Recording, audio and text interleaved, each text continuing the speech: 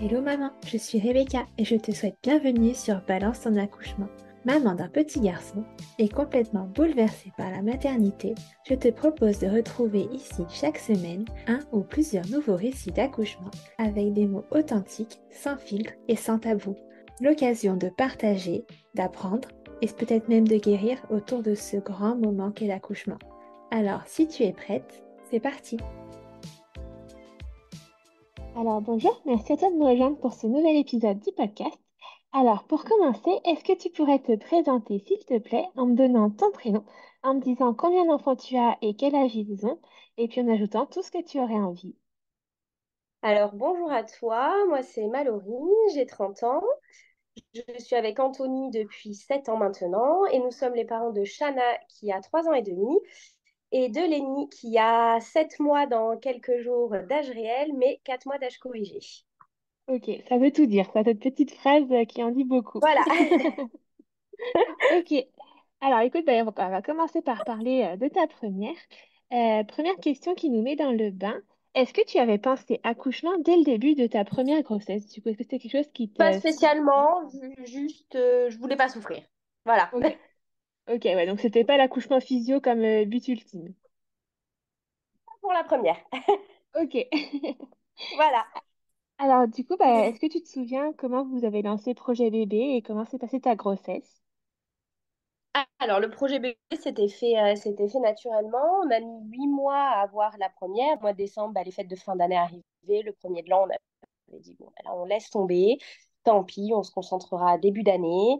Et puis, le premier de l'an, je vomis, je vomis. On achète une voiture. En rigolant, mon mari me dit, bah, heureusement que t'es pas enceinte, parce qu'alors, elle est toute petite, cette voiture. Le lendemain, on apprenait que j'étais enceinte. Voilà, pour la petite anecdote. Forcément. Sinon, ça a été une grossesse, bah, confinement, bébé confinement. Et oui, forcément, Du ouais. coup, grossesse compliquée, contraction des 3 mois de grossesse, Ok, repos total. Donc, vu ouais. qu'on était en confinement, c'était relativement facile de rester au repos. Pour autant, avec du recul, c'était pas si alarmant que ça, vu que j'étais dans une maternité niveau 1. Ils m'ont Ok, jamais transférée. Quand je ok. vois comment ça s'est passé là pour le deuxième, je me doute que si ça avait été urgent, on aurait été transféré. Et elle est arrivée à 41 plus 2 et pourtant je suis en menace d'accouchement depuis 6 mois. Ok, oui, donc elle a quand même pris son temps. Voilà, elle a pris son temps, par contre elle est arrivée extrêmement vite. En fait, le jour du déclenchement, on habitait à 1 kilomètre de l'hôpital, sur la route, donc il y avait 3 minutes de route. Je me suis mise en travail alors qu'on y allait pour le déclenchement. Ok. J'en ai arrivé à 7 heures, à 9 heures j'étais à dilatation complète. Ah oui, c'était vraiment très rapide. Elle a mis du temps à descendre, hein, donc en fait c'est ça qui a mis le plus de temps. En fait, en gros, j'ai accouché en 5 heures. Ok, d'accord. Et donc, tu avais la péridurale. Et donc, j'ai eu la péridurale. Dès que je suis arrivée, en fait, du coup, ben, le travail s'est lancé très, très vite. Donc, j'ai demandé la péridurale qu'on m'a de suite posée. Et du coup, ouais, elle est née quand même avec les spatules parce que son cœur Ok. ralentissait. Donc, il a fallu faire très vite. J'ai commencé à pousser à midi et à midi 5 elle était sur moi. Ah oui, ok, donc assez rapide quand même. Très rapide. Et les spatules, ça va, tu l'as bien vécu? Très bien. Moi, le Ouais. principal, à partir du moment où on m'a dit son rythme descend, bah, faites. Ouais, fallait aller vite. Voilà, c'était pas. On serait parti en césarienne, on serait parti en césarienne. C'est pas quelque chose que j'aurais mal vécu. Ok, d'accord. Et niveau physiquement, comment tu te sentais? T'as eu une épisiotomie du coup pour faire passer les spatules? J'ai pas eu d'épisiotomie, j'ai eu une petite déchirure. Ok, Enfin, j'ai été recousue sur 3 centimètres. Voilà ce qu'ils m'ont dit. Donc, je ne sais pas ce d'accord. que j'ai eu exactement. Voilà, j'ai été recousue, mais ça allait très bien. J'ai pu me lever de suite. Tout allait très, très bien. Ouais, ok, donc pas de problème particulier et découvrir ta fille a été magique. Pas de suite. J'ai réalisé Ok, une semaine après. ok, En fait, ce qui me perturbait, c'était le papa qui pleurait. ok. Voilà. En fait, j'étais plus concentrée sur le papa qui pleurait que sur ma fille qui venait de naître. Ouais, j'ai mis une semaine avant d'atterrir et par contre, une semaine après pile, à l'heure de sa naissance, là, j'ai pleuré et j'ai réalisé et ça y est, c'était lancé, hein. Ouais, le contre-coup est arrivé. C'est ça. Ok, ouais, donc un premier accouchement très rapide. Et une grossesse quand même un peu Voilà. compliquée par contre, parce que les contractions tout le long, c'est quand même pas les plus agréables. Non, avec un col court, en ayant peur quand même d'accoucher prématurément. Donc, et puis, on était en plein confinement, donc c'était compliqué. On ne pouvait pas voir nos Ouais, familles. On ne pouvait pas voir de sage-femme, tout était en visio. et oui, Voilà, donc c'est vrai que c'était pas facile. Papa ne pouvait pas venir aux échographies. et oui. Voilà, il ne pouvait pas venir au rendez-vous non plus. Donc, la seule échographie qu'il a faite, c'était la T1 et après, bah, l'accouchement. Ouais. Mais il a Voilà, quand même pu donc être présent, c'est déjà bien, parce qu'il y en a qui ont quand même pas pu assister à l'accouchement, quoi. oui. Par contre, il a pu être présent. Mais quand j'ai accouché, du coup, c'était en septembre, donc on n'était plus confinés, on avait le couvre-feu. Ok, Ouais, mais on n'était plus confinés puisqu'on est sorti de confinement en avril ou en mai. ouais, Voilà, donc là, il pouvait venir. Il y avait le couvre-feu, mais il pouvait venir. Par contre, uniquement lui. Au final, après, on a eu le droit à avoir des visites. Donc, nous, on a juste voulu que ce soit les grands-parents qui ok, viennent. Le jour où c'était ma maman, on est passé en code rouge Covid et elle est à peine arrivée dans la chambre qu'on lui a dit, bah, là, vous sortez un peu comme une malpropre. Donc, ça a été un peu compliqué pour elle aussi ouais, à vivre. Voilà. ouais, compliqué. C'est vrai que le contexte, c'est quand même pas les plus simples, hein. Non, puis du coup, bah, hyper peur parce qu'on savait pas ce que faisait le Covid avant, donc très très peur pour le bébé. Et oui, Voilà, donc on était après, même le après, c'était, bah, on donne, de toute façon, on n'est pas des parents qui donnent le bébé de bras en bras, mais du coup, là, on avait très peur. C'est vrai que notre fille, la première fois que la famille l'a portée, elle avait 8 mois. ouais, ok, Voilà. Hormis grands-parents, c'était les premières personnes, elle avait 8 mois. ok. Voilà. D'accord. Bon, alors malgré tous ces contextes, vous décidez du coup quelques temps plus tard de lancer Projet BB2. Voilà. Donc On comment ça se décide passe? de lancer BB2 pour été 2023. Ok, On vient de déménager, reconversion professionnelle, je deviens assistante maternelle. d'accord. Donc, on se dit, on laisse le temps que j'ai mes petits accueillis. On attend que la grande rentre à l'école. On se dit comme ça, si j'ai la même grossesse avec des contractions, au moins la grande sera à l'école, je serai tranquille. Ouais. Et puis, il y a eu un petit oubli une seule fois, une seule. Et puis, la veille de la Saint-Valentin, je décide de faire un test de grossesse parce que je vois une fille sur Instagram qui a offert ça à son mari pour la Saint-Valentin. Et je me suis dit, oh, ça serait rigolo. Je n'avais pas de retard de règles, rien encore. Ouais. Test positif. Ok. Grosse Ah, surprise. grosse surprise. Après, il n'a jamais été question de ne pas le garder, vu que c'était prévu, mais six Oui. mois après. Voilà. Du coup, ben, mon mari rentre le soir, je ne me dis rien.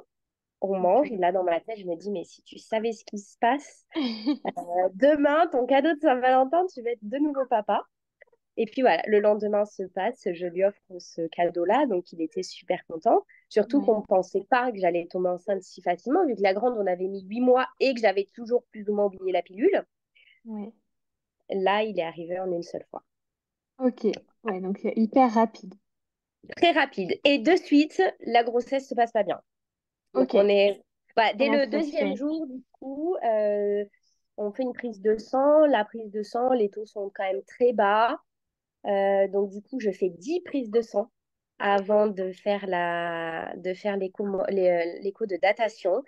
Les taux augmentent, mais ils doublent. Alors, ils doublent pas spécialement, mais ils augmentent. C'est pas folichon. Ouais. Je me dis, bon, à tout moment, il se passe un problème, sachant que j'avais très, très peur d'une fausse couche.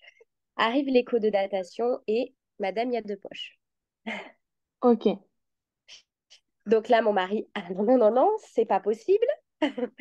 C'était sa grande peur, c'était d'avoir des jumeaux. Sauf que madame, il y a un souci, il y a une poche qui est vide, mais c'est très tôt dans la grossesse, donc on va devoir contrôler dans 15 jours. C'est fort possible que ça évolue, parce que ça arrive très souvent. Mais voilà, pour le moment, il y en a un où le cœur bat et la deuxième reste vide. Enfin, Ok. et petite. Ouais. C'est vrai qu'avec Voilà. des taux qui augmentent pas beaucoup, beaucoup, c'est aussi pas vraiment synonyme de grossesse gémellaire, quoi. Voilà, donc on savait pas trop comment ça allait se passer. A contrario, ma grande, j'avais des très très gros taux élevés. Ouais. Et pourtant, c'était une grossesse simple. Comme on a des jumeaux dans la famille, c'est vrai que du coup, c'est possible qu'il y en ait eu un. Donc Ok. bon, la grossesse se passe, enfin la grossesse, l'échographie se passe, on fait le contrôle dans les 15 jours, toujours rien. Donc là, ils me disent, bah, le problème, c'est que là, si ça évolue, il va y avoir un gros, gros retard de croissance parce qu'on est à plus de 3 semaines de retard Ouais. par rapport à l'autre embryon, donc ça va être compliqué. On re-recontrôle du coup à l'AT1 qui arrive vite, et à l'AT1, la poche, en fait, a diminué, donc ils ne sauront jamais l'expliquer si ça a été un œuf clair. Si c'est une grossesse qui s'est arrêtée avant et que je ne l'ai pas vue, on ne sait pas. Ok, d'accord. Voilà, on est parti au début, voilà, le début du dossier est une grossesse gémellaire. Ok. Voilà.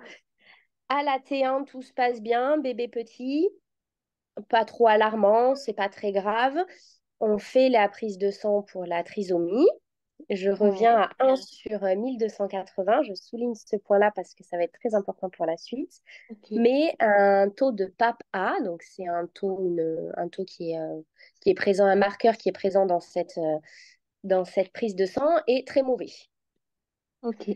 Il est synonyme de soit trisomie 18, 21 ou 13.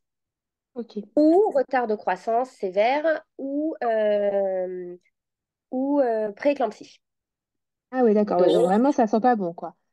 non, la grossesse ne sent pas bon. On me dit, ben là, par contre, on ne peut rien faire avant 20 semaines, donc vous restez 5 semaines dans l'attente.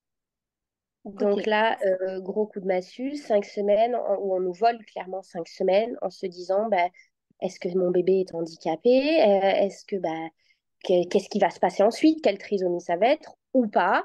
Je Et du regarde coup, sur t'as pas de Internet, test supplémentaire, t'as juste celui-là qui te dit on attend et c'est tout. pas pour le moment, voilà. Ok. Ah oui. Donc, je change de sage-femme, je change d'obstétricienne et je change d'échographe.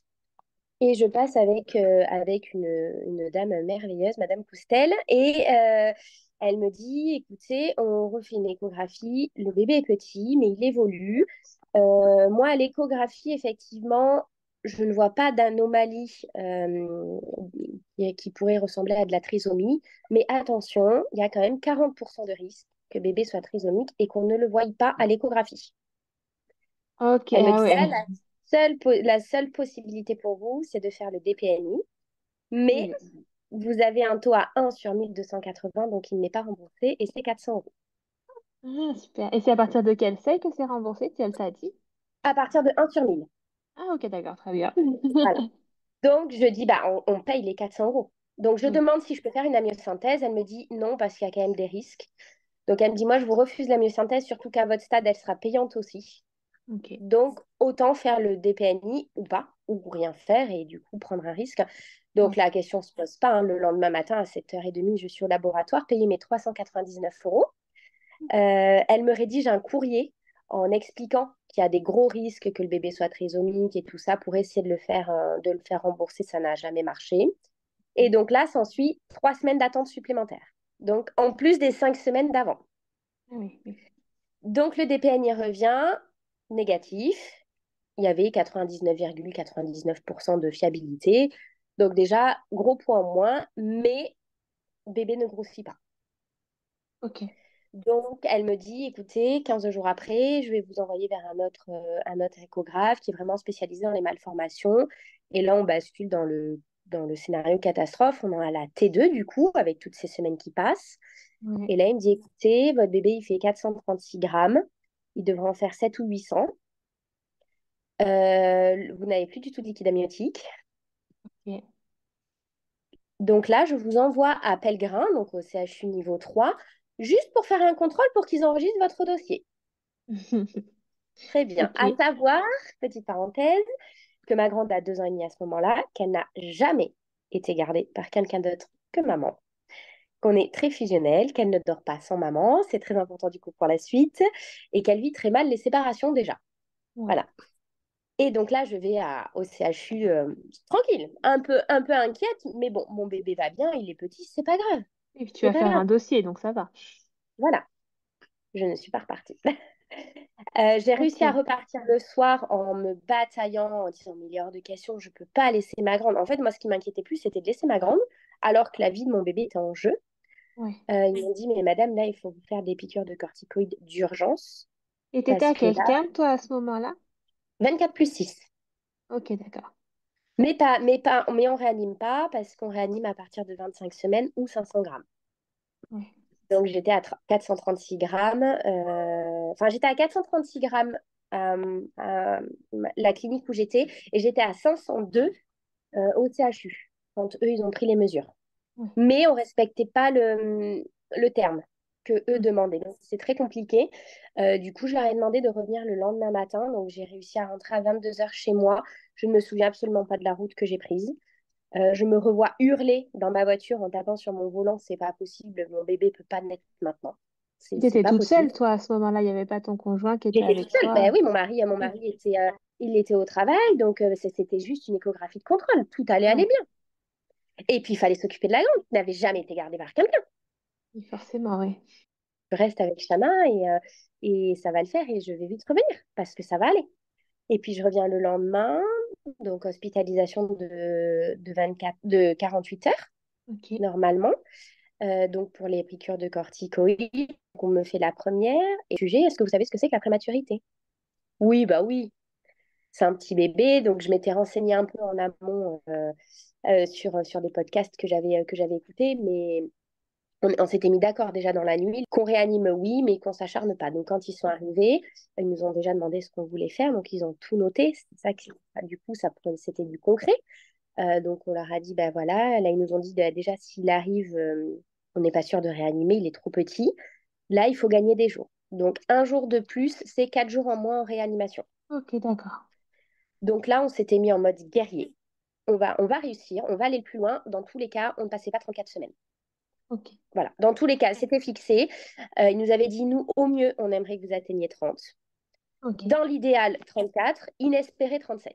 Ok. Mais voilà, un jour de plus, c'est un jour de gagné. Donc, on fait les piqûres de corticoïdes. Les monitos se passent très bien. Je fais pas du tout de tension. Donc, ils me disent de rentrer à condition que tous les lundis, tous les mercredis, je fasse un monitoring chez la sage-femme. Et tous les vendredis, je viens en hospitalisation 2 jours au CHU pour contrôler tous les Dopplers, le poids. Et ils me disent bien, par attention, si d'une semaine à l'autre, il ne grossit pas ou si les Dopplers ne sont pas bons, ça part en urgence. Ok. Donc en fait, tous les vendredis, je quitte ma grande en me disant, est-ce que je reviens la voir? Ouais. Est-ce que je reviendrai, mais sans mon bébé qui restera à l'hôpital? Du coup, c'était très compliqué à vivre parce que tous les vendredis, on ne savait pas. Ouais. Donc ça passe, on grappille des jours, bébé grossit très doucement, mais il grossit, c'est le principal. Pour donner une idée, il est inférieur au premier percentile. D'accord. Voilà, donc voilà, mais il grandit, donc les Dopplers vont bien, on laisse dans le ventre à maman. Le vendredi, donc j'étais à 28 plus 6. Tout se passe très bien. Ouais. Les Dopplers sont très bons. On fixe une date de déclenchement au 7 octobre, donc à 36 plus 9. Ils me disent, vu comment là ça part, on peut éventuellement envisager 37 semaines. Dans tous les cas, on ne dépassera pas 37 semaines, mais on peut l'envisager. Ok. Donc, on prend rendez-vous pour l'anesthésiste pour la T3 inespérée. On se dit, bon, là, ça va le faire. On va réussir. Moi, en attendant, je me ménage. J'essaye de faire le plus attention possible. Ma grande comprend qu'il y a un souci, mais donc elle m'aide. Enfin, elle m'aide.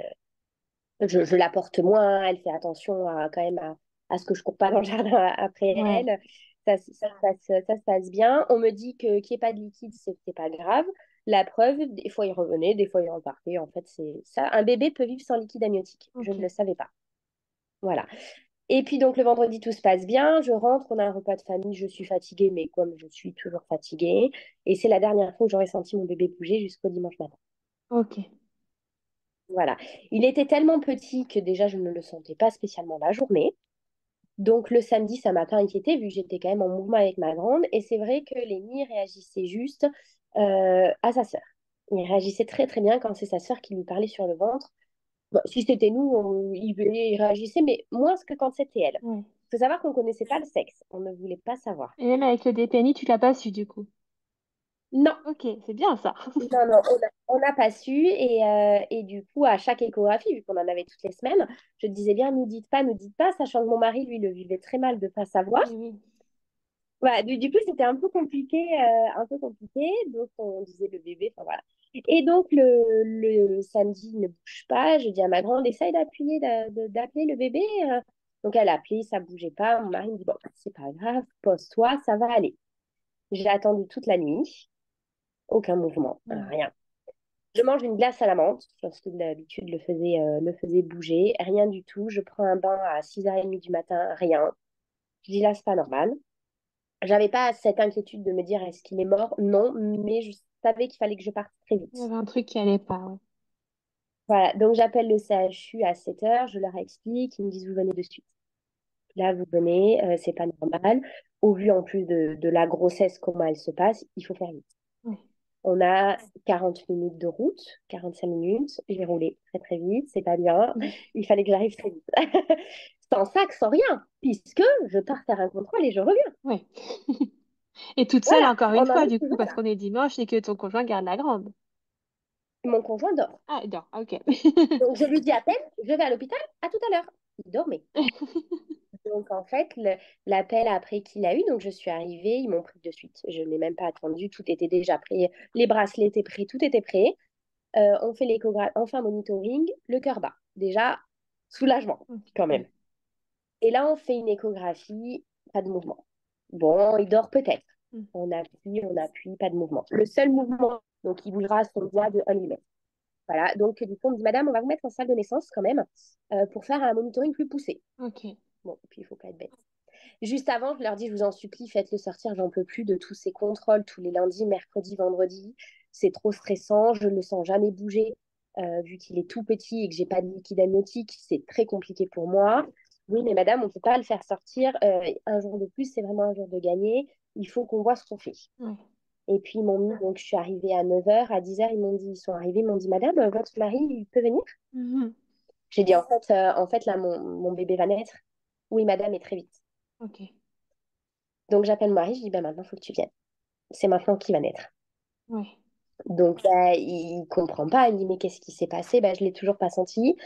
Donc, là, tu poses vite Chana chez les grands-parents et tu arrives le plus vite possible parce que j'ai pas d'affaires, j'ai rien du tout. Et on est parents dans quelques heures parce qu'on part en césarienne d'urgence. Ok, ouais, ça serait une urgence directe. Là, il n'y a pas de C'est travail, la césarienne déclenchement. d'urgence. Elle hésite, elle dit, je sais pas trop quoi faire parce que oui, il bouge pas. Euh, mais c'est quand même un jour de gagner. Il est quand même très, très petit. Donc, elle appelle 4 confrères à elle qui ne travaillent pas pour avoir leur avis. Et là, elle me dit, je suis désolée, madame, c'est unanime, là, vous partez de suite.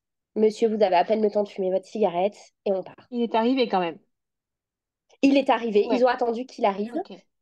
Et en fait, le monitoring, entre-temps, a fait un petit faille. Donc là, ils ont plus réfléchi, là, c'était maintenant. Ok.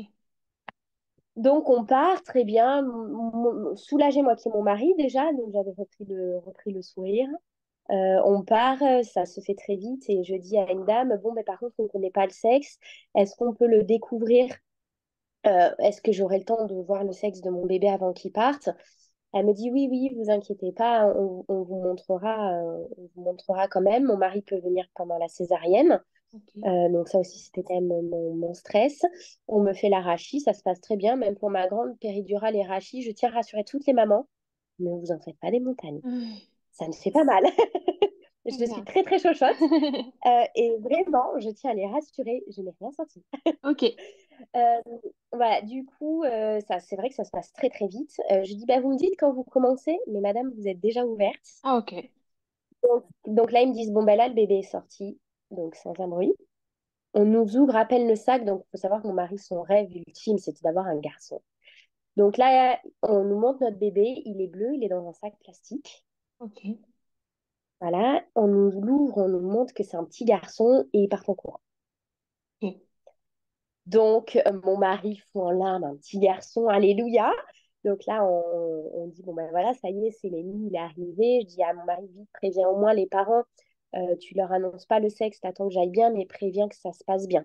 Parce que du coup, bon, on avait prévenu mes beaux-parents et mes parents, du coup, euh, que ça y est, le bébé était en train de naître, donc quand même de les rassurer. Euh, c'est vrai qu'en relisant les messages maintenant, je vois que je leur ai juste dit le bébé est né, mais sans dire s'il allait bien, s'il était vivant, si... Enfin, bon, Ouais. là, c'est pas très bien fait. Après, Et c'est ça, 5 minutes tu savais après, pas vraiment si ça allait bien ou pas. Toi, t'as juste vu un bébé bleu dans un sac et tu savais pas au final. Donc, mais j'ai vu un bébé dans un sac, j'ai pas vu mon bébé. ouais. J'ai vu un bébé. Ouais. Ok. Voilà. J'ai mis 6 heures à réaliser que j'avais accouché. Donc, du coup, je réagis très mal à l'arachie, comme à toutes les anesthésies que je fais. Je me mets à D'accord. vomir et partir. Très, très chaud, des bouffées de chaleur. Je partais, je revenais, je me sentais partir. Très, très fatiguée d'un coup. Je m'endormais, je revenais. On me met en salle de réveil. J'arrive facilement à passer du brancard au lit. Bon, avec la césarienne. Et puis, on me demande quand même des nouvelles. Bébé est vivant. Bébé n'a pas été réanimé et il a un masque. Ok. Mon mari peut aller le voir 1 heure et demie après. Je lui avais dit de m'appeler en FaceTime que je voulais voir et j'étais tellement épuisée que c'était. En fait, je n'arrivais pas à maintenir mes yeux ouverts. C'est D'accord. qu'à chaque fois, je repartais. J'ai mis 2 heures vraiment à évacuer cette rachis et à pouvoir avoir des paroles sensées et à être vraiment réveillée. Ouais.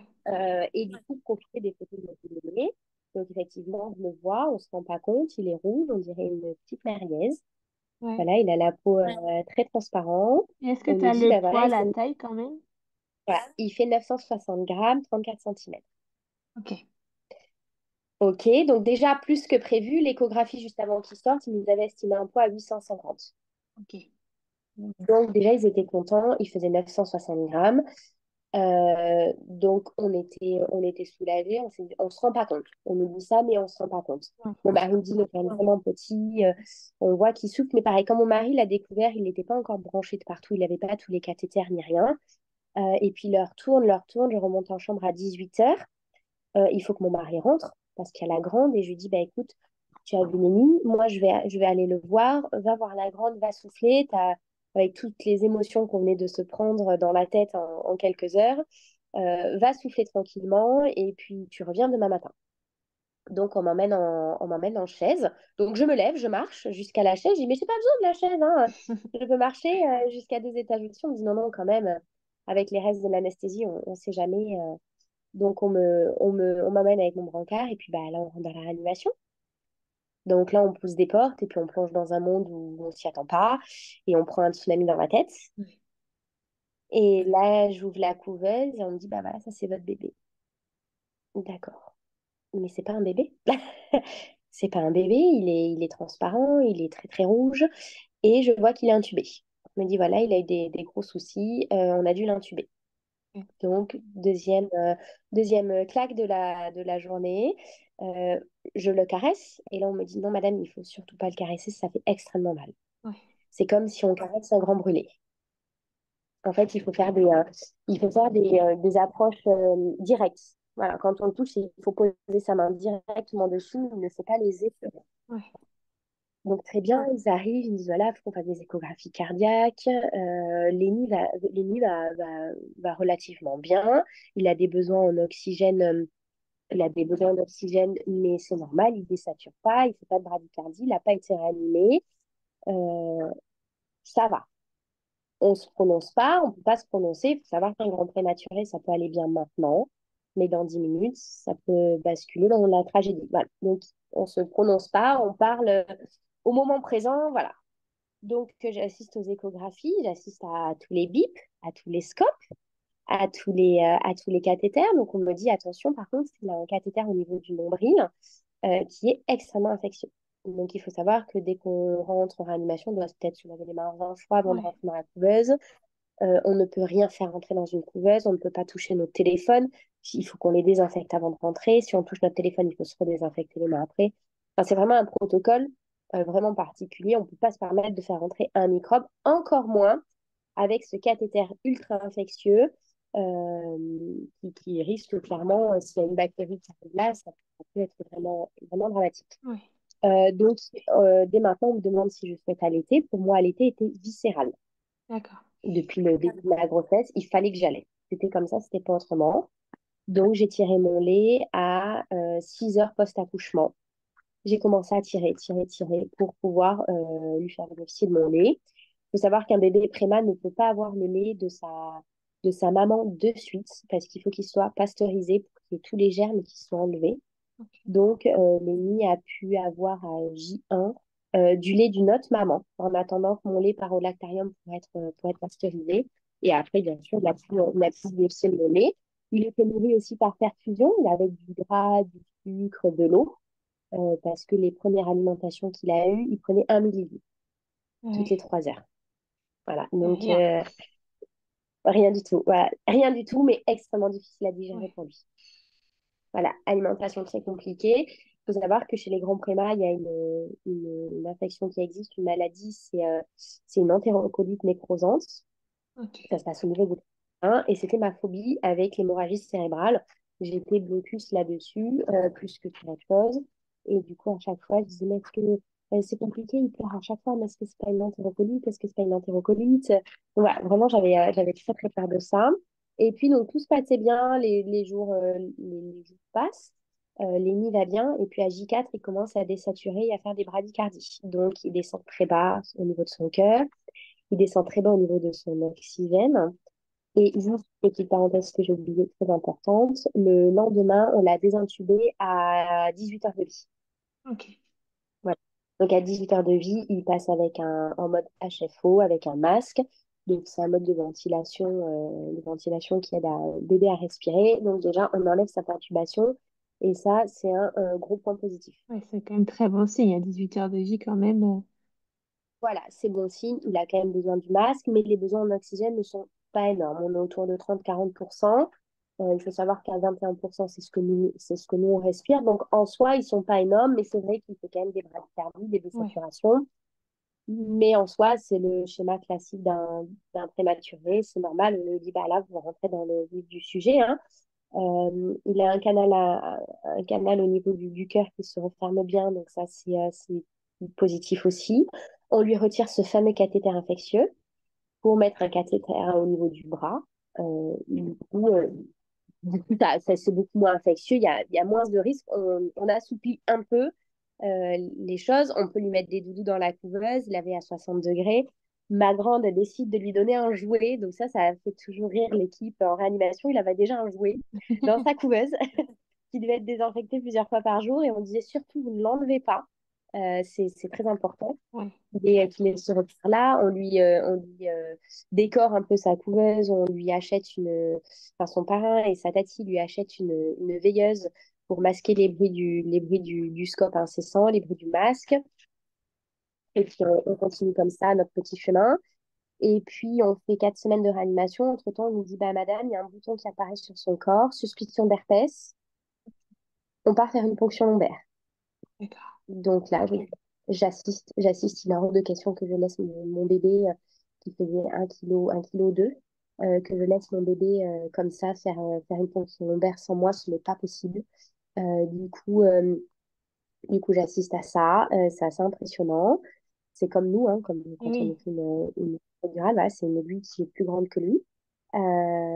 Donc là, grosse peur parce qu'on le met de suite à jeun, on le met sous perfusion, sous antibiotiques. Et donc là, on colle une petite tortue sur sa porte de réanimation, ce qui signifie qu'en gros, il y a un souci, il faut se protéger quand on rentre dedans. D'accord. Voilà. Les résultats reviennent le lendemain. C'est pas de l'herpès, c'est une réaction aux électrodes. Ok. Donc j'en rigole maintenant, Et sur le mais coup, pour le coup, je rigolais pas parce que c'est vrai qu'on s'en doutait parce que vraiment, le petit bouton qu'il avait, c'était vraiment au niveau de l'électrode. Bon, on nous disait, bah non, il aurait fait une réaction avant, c'est pas possible. Il vaut mieux qu'on en fasse trop que pas assez et que ce soit trop tard. Voilà. Ma grande fait son premier pot à pot avec lui quelques jours après. ouais. Il faisait 1,3 kg. Elle l'a pris dans les bras. C'était son cadeau d'anniversaire. Et quelques jours après, on nous dit, bah, par contre, madame, Lémi a toujours ses besoins en oxygène. On va le passer aux lunettes. Donc, un bon point. Mais par contre, on n'a plus du tout de place. Ça pousse beaucoup. Il y a beaucoup de bébés qui ont besoin d'être admis en réanimation. On vous envoie en soins intensifs. Ok. Donc, on me vend ça comme étant quelque chose de très bien. On me dit, ça veut dire que vous êtes proche de la sortie. Oui, alors proche de la sortie, je suis 1,6 kg. Il est encore tout petit, il a encore ses lunettes. L'allaitement n'est pas du tout mis en place. Je ne vois pas comment on peut sortir. Mais on nous dit, vous inquiétez pas, vous serez mieux là-bas. Là-bas, ils ont de s'occuper de bébés. Donc, vous verrez, ça sera beaucoup mieux pour Lenny parce que là, malheureusement, Lenny, il est laissé tout seul dans son box parce que c'est vrai qu'il y a une grosse vague qui arrive et il s'occupe des bébés qui vont très mal. Ok. Voilà, donc là, nous sommes transférés. C'est quelque chose que je vis extrêmement mal. parce que la réanimation, c'est notre... bah, à force, ça fait 5 semaines qu'on y est, 5 semaines qu'on y est tous les jours. On sait que c'est très protocolaire, donc il faut extrêmement attention.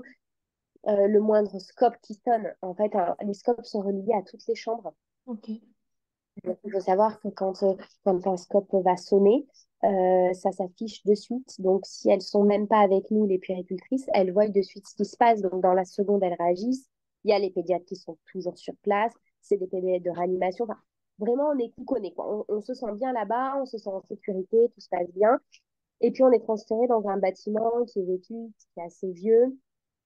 On est 4 bébés par box.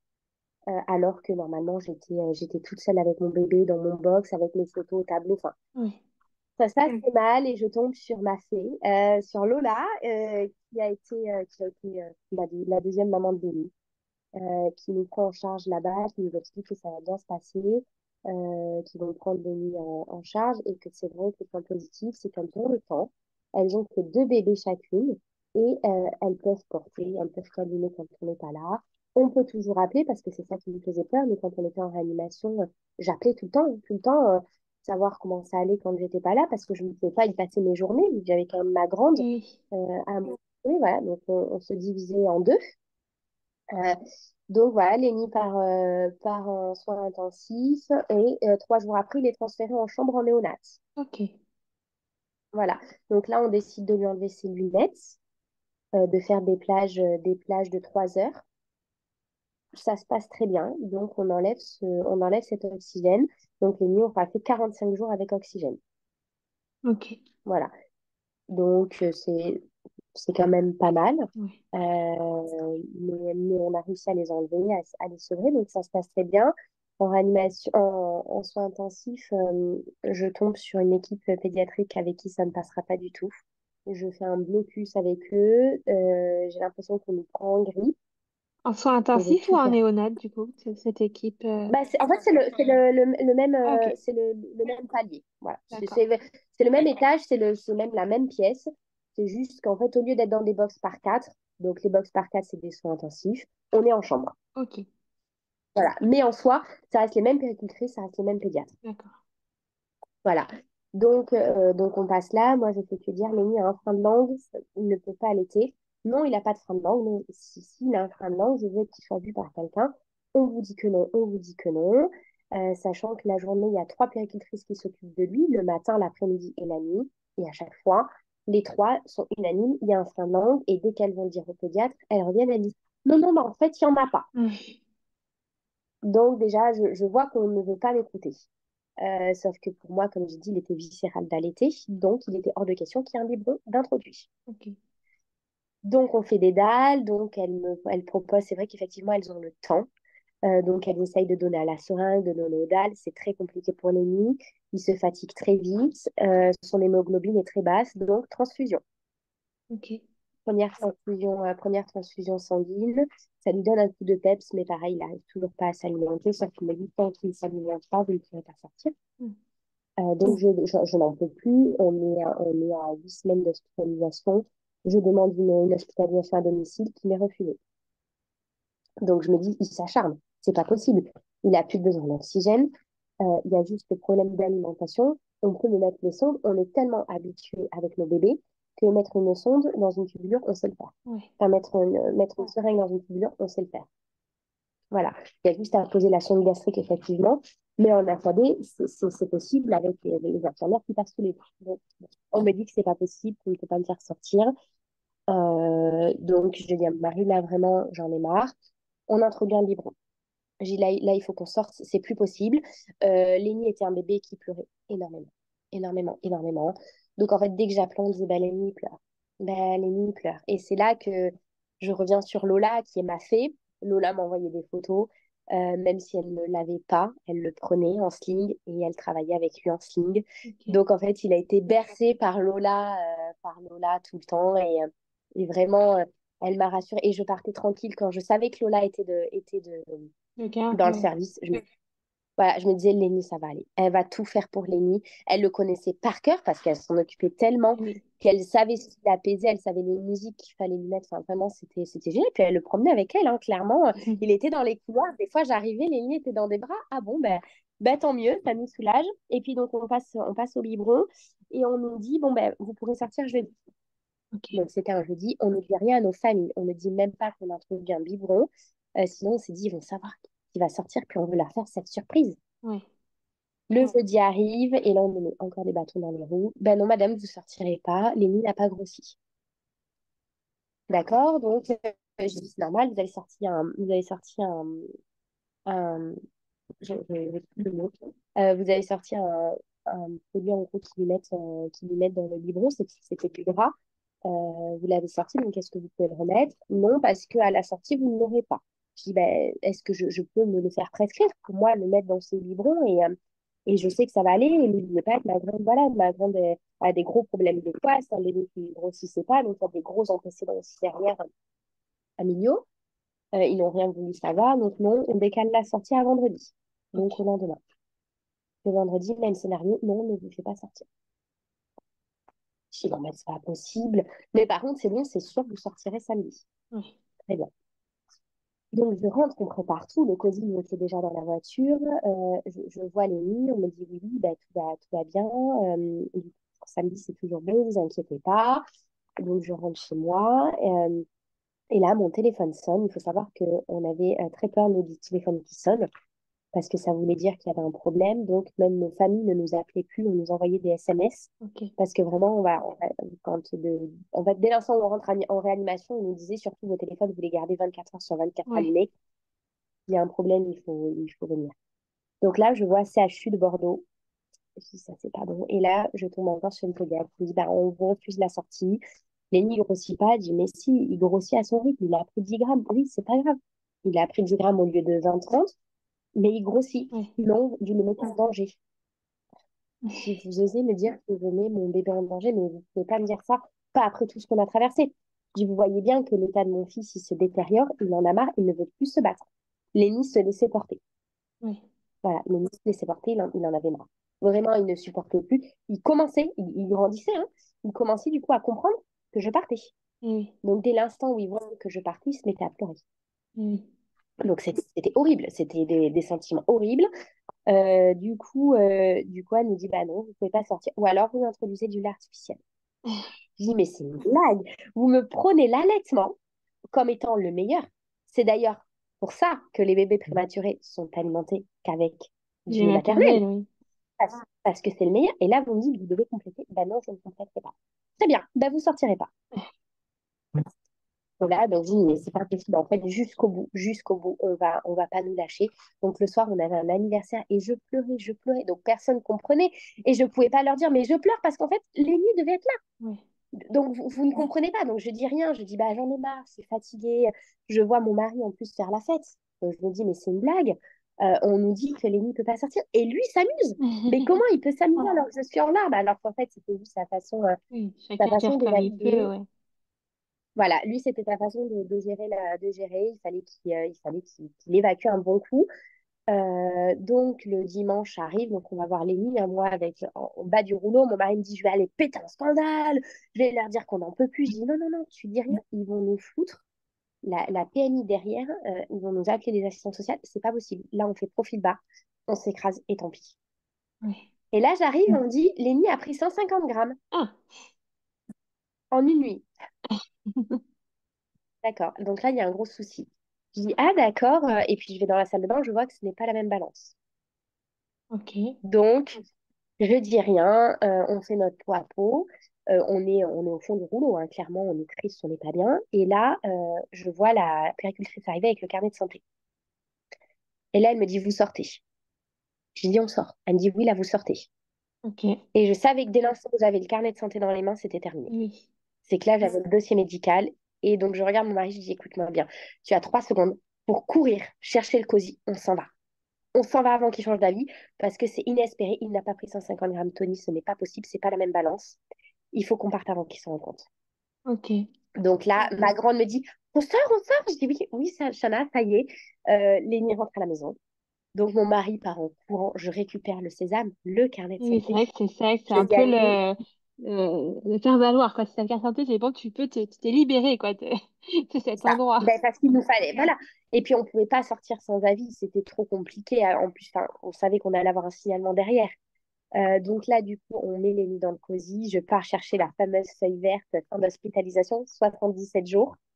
Vous pouvez sortir, donc là, on sort. Et puis après, ben, on plonge quand même dans la prématurité, hein, parce que ben, on sort pas comme ça. Il y a un énorme suivi qui est derrière, il y a des contrôles poids PMI. Il faut qu'avant de sortir, heureusement, j'avais déjà choisi mes kinés, ma psychomote. La PMI avait été contactée, j'avais déjà trouvé une orthophoniste, une conseillère en lactation. Donc, Lenny sort, il est en biberon, de lait maternel, mais il est au biberon. Ok. Il ne prend toujours pas au sein, il y va qu'en câlin. Mais c'est pas grave, on sort. Donc là, j'arrive, je me revois arriver chez moi. Il faut savoir qu'on habite une très grande maison. J'habite l'étage et mes parents habitent le rez-de-chaussée. Et je frappe chez mes parents. Et là, ma mère se retourne et là, me fait oh, mais il y a Lenny. Je dis bah oui, Ouais. ça y est, il est là et il repartira plus. C'est fini. Ouais. Il repartira plus. On fait venir mes beaux-parents en prétextant, je vendais ma voiture à mon beau-frère en leur prétextant qu'il fallait faire les papiers. Et puis ils arrivent et là, je sors de la chambre et puis ils réalisent pas de suite. Ils me parlent et là, ils font mais c'est Lenny. Ben oui, ça y est, c'est Lenny. Et ils s'y attendaient pas parce qu'en fait, ils n'étaient pas au courant Ouais. qu'on était proche de la sortie. Donc, du coup, tout le monde était très content. Il faut savoir que les premiers vaccins qu'il y a eu, il les a très, très mal tolérés. Il a fait un petit retour en arrière, il a eu de l'oxygène. Donc, on nous avait dit, par contre, pour les vaccins du troisième mois, il faudra re-hospitaliser sur 24 heures pour l'horoscoper pour être sûr qu'il n'y ait pas Ouais. d'événement. Ouais. Donc, on rentre, tout se passe bien. Lenny comprend qu'il rentre à partir du lendemain. Il réalise qu'il est chez lui. Et là, c'est un bébé qui passe sa vie à pleurer. Ok. Il pleure, il pleure, il pleure, il pleure, il pleure. Donc, je prends rendez-vous avec un ostéopathe magnétiseur, ce magicien. Grâce à lui, l'allaitement s'est mis en place. Je suis sortie de sa séance. Il m'a dit maintenant, vous mettez Lenny au sein. Lenny n'a plus jamais quitté le sein. Ok. Voilà, voilà. Donc vraiment un magicien. Et je lui dis, écoutez, pourquoi mon bébé pleure autant? Je veux comprendre ce qui se passe. Il me dit, voilà, que Lenny est un traumatisé de la vie. Il a eu beaucoup de soins invasifs. Il est traumatisé de la néonate, pas de la réanimation, de la néonate. Donc, ça me fait comprendre que bah, lui aussi, il a ressenti comme moi, en fait, hein, que vraiment, on a eu de l'acharnement tous les Ouais. deux et que ça s'est pas bien passé. Et il m'a dit, il pleure son jumeau perdu.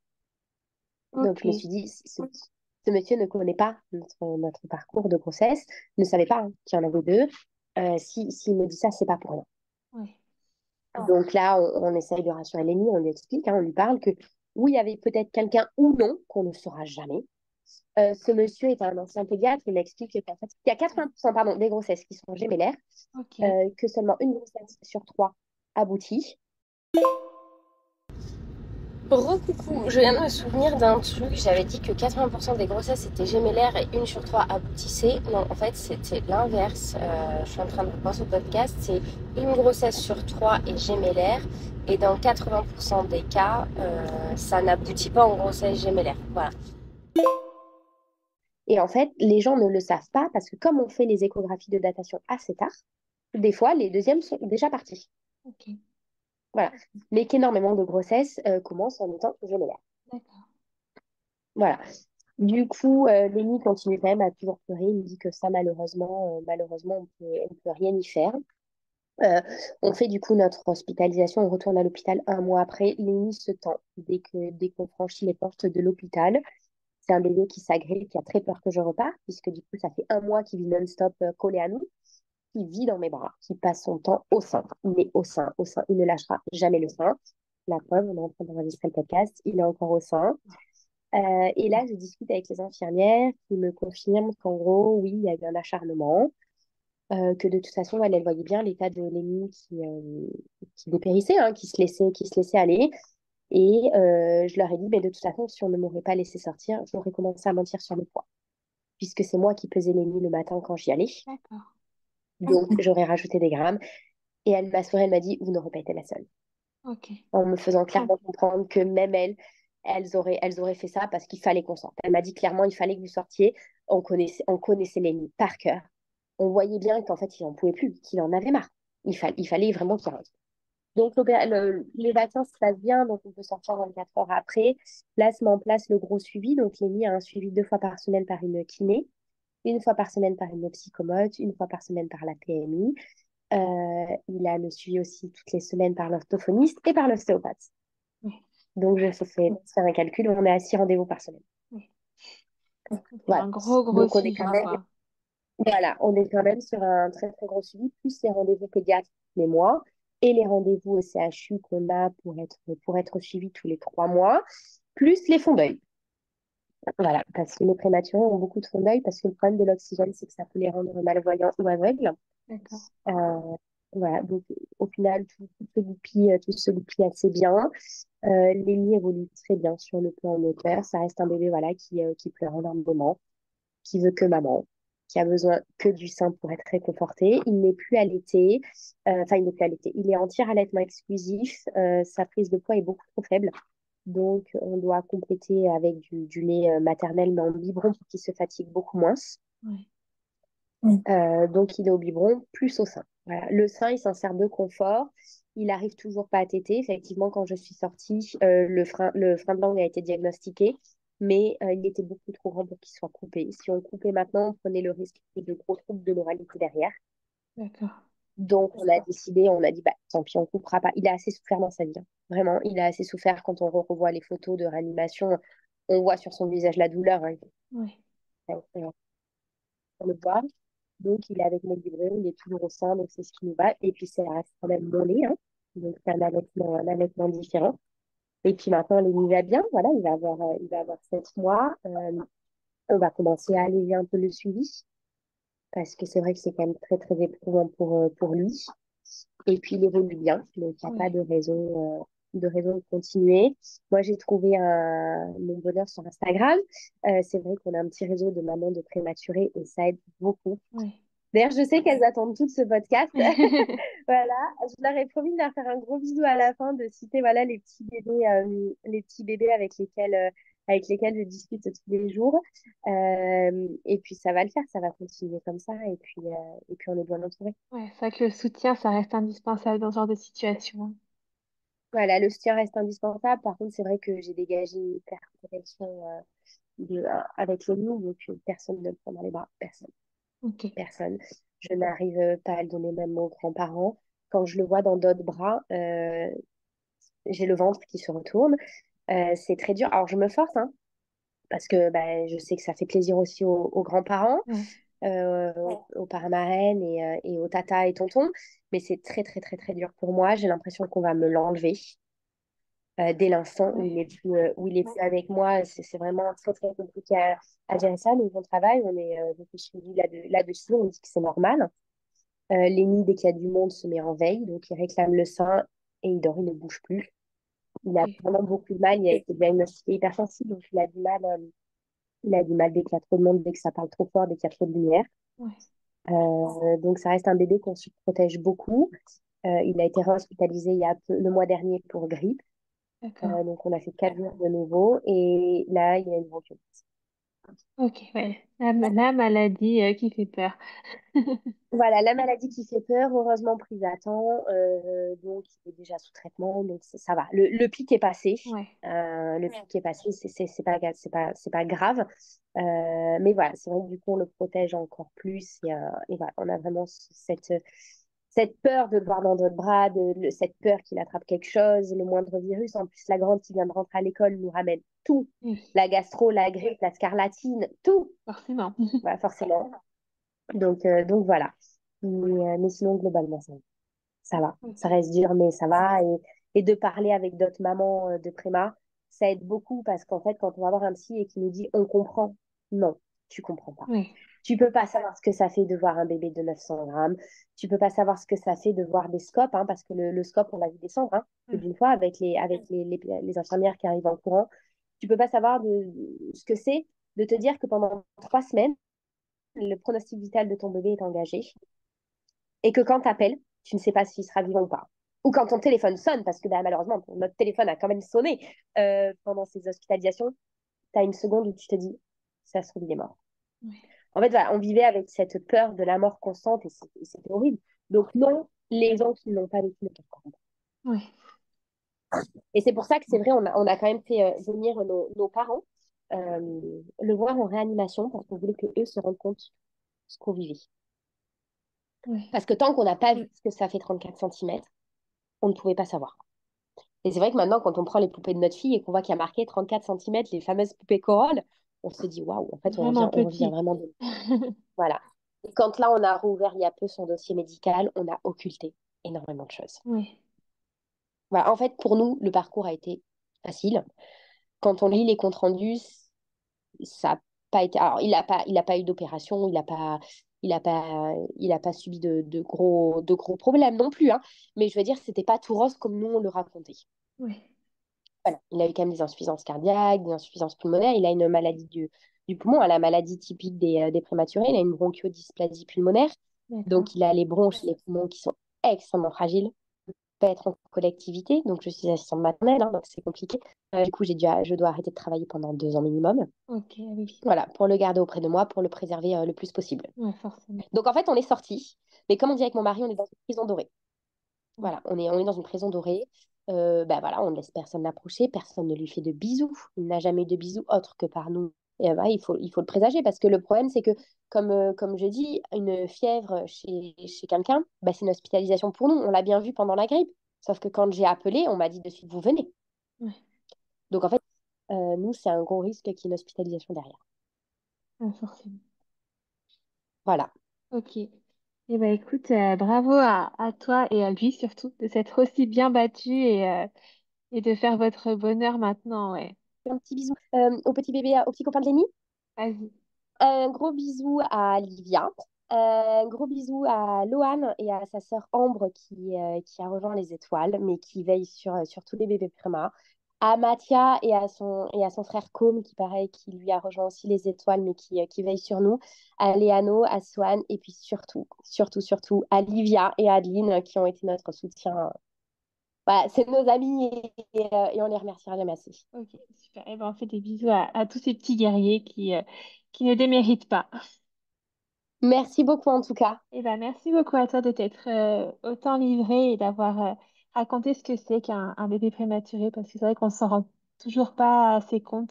Et comme tu dis, tant qu'on l'a pas vécu, on peut pas savoir, mais on peut quand même s'informer et c'est bien. Bah, il y a très peu de podcasts sur les bébés préma. Alors, nous, on a fait vraiment les grandes lignes, hein. Je ne suis pas rentrée du tout dans les détails de tout ce qu'on a vécu. Mais voilà, dans les grandes lignes, ça va le faire. Croyez en vos bébés. C'est des guerriers et ils vont se battre. Ouais, Et c'est les personnes les plus fortes de la Terre. Vraiment.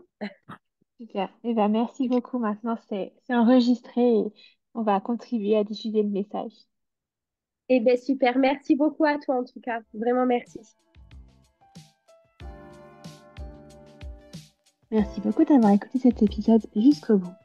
Si jamais il t'a plu et que tu souhaites aider le podcast, n'hésite pas à laisser une petite note sur l'application d'écoute sur laquelle tu es actuellement ou un petit commentaire. Ça me ferait très plaisir et ça peut être d'une grande aide pour aider le projet à avancer. En attendant, je te retrouve mercredi prochain pour une nouvelle histoire d'accouchement.